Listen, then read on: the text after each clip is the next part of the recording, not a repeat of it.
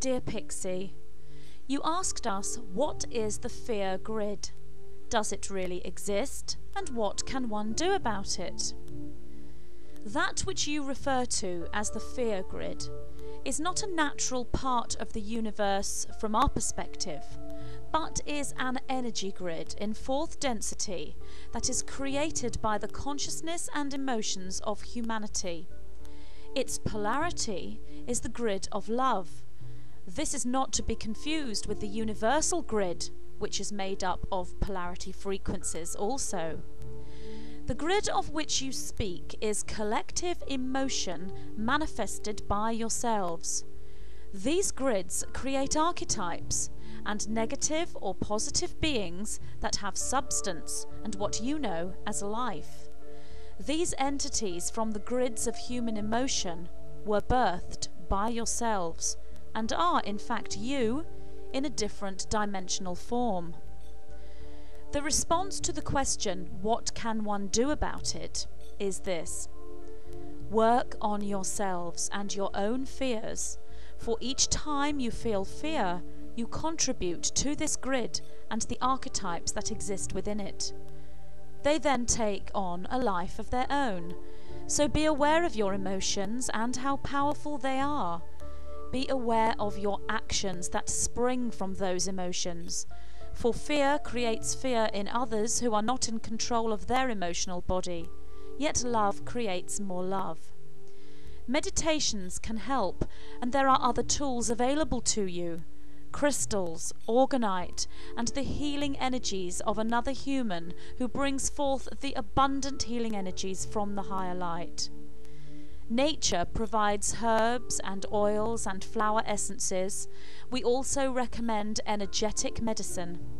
Think now, as you ascend the new frequencies, on the bodies around you that exist in the higher planes, for they are just as real as your physical body.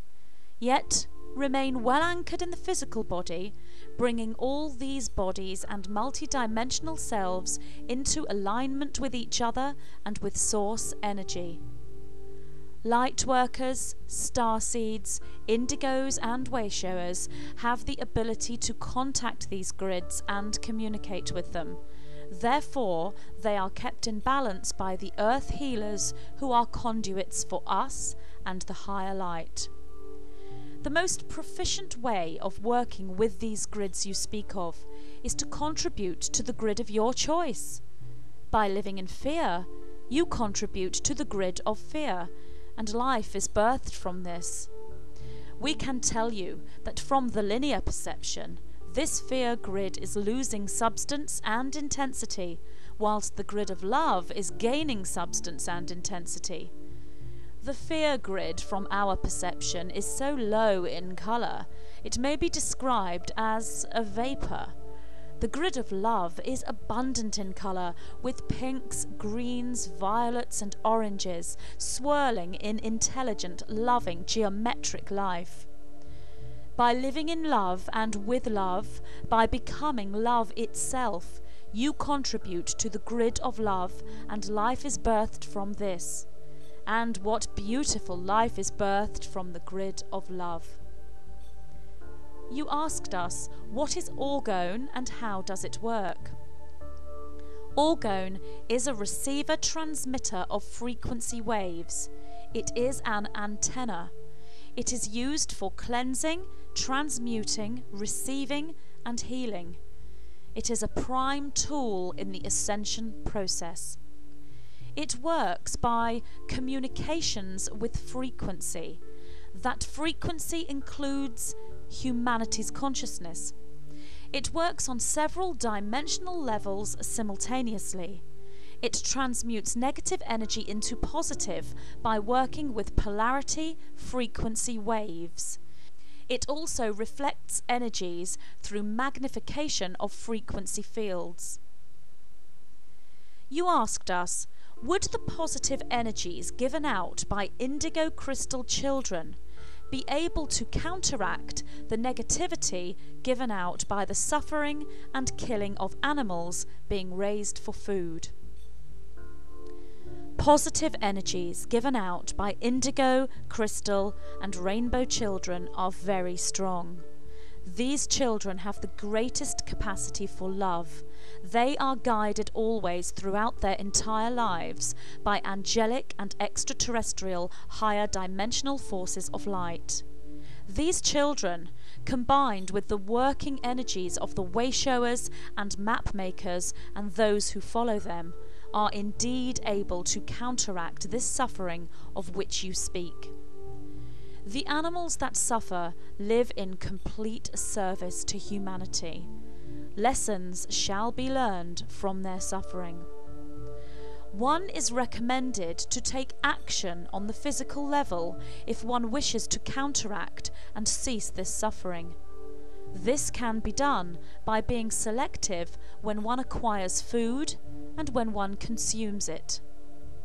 For each person that does not acquire, purchase, or consume the flesh of the animal that has suffered makes the biggest contribution on all levels to counteract and cease this suffering. You asked us, is global warming real or fake? Does mankind's activities on the planet significantly affect the temperature, weather of the planet climate? Mankind's activities do indeed affect the Earth's climate, and in return, the climate of the Earth affects mankind, but not in the way that you mean when you asked this question. That which you know as global warming has not been created by mankind's activities.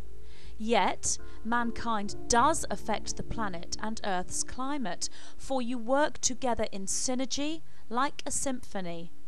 You are the conductor, and the climate, with all its manifestations, is the orchestra. And so many of you have been waving your baton all over the place, not even realizing you were the conductor. Now this is changing, and there are those who know and use the baton most correctly. Mankind's activities do not affect the climate in the way you have been told.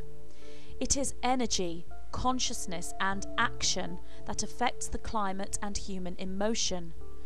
The story you have been told regarding global warming is only partially true. For that which you know as global warming is real, but it is a natural function.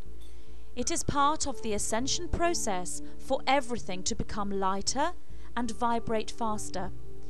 It is happening on all the planets throughout the time-space field that you exist within, for all within your time-space field is ascending. Therefore, one is advised to be conscious of how one acts, so one may care for and heal the planet. Knowing that global warming is not directly caused by you in the way you have been told, should not make one relax and carry on living in a way that is not in tune with the planet. Yet you may rest assured that what you see as global warming would still take place even if Earth were not inhabited by human life. You asked us, is Tiamat the name of the Earth's previous life? Tiamat, which could be referred to as the old Earth from your perspective, exists. She is a planet very similar to yours, yet she resides in another dimension. She did not have the level of light that you now have on your Earth, and therefore only partially ascended. Your Earth has gone beyond that point within your timeline, and therefore we conclude that Earth shall ascend in a more balanced way than her sisters. Yet all coexist side by side from our perspective, and we have a great love for Tiamat as we do for Earth.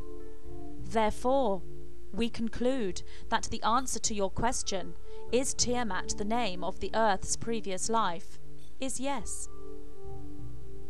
We are the white-winged collective consciousness of 9.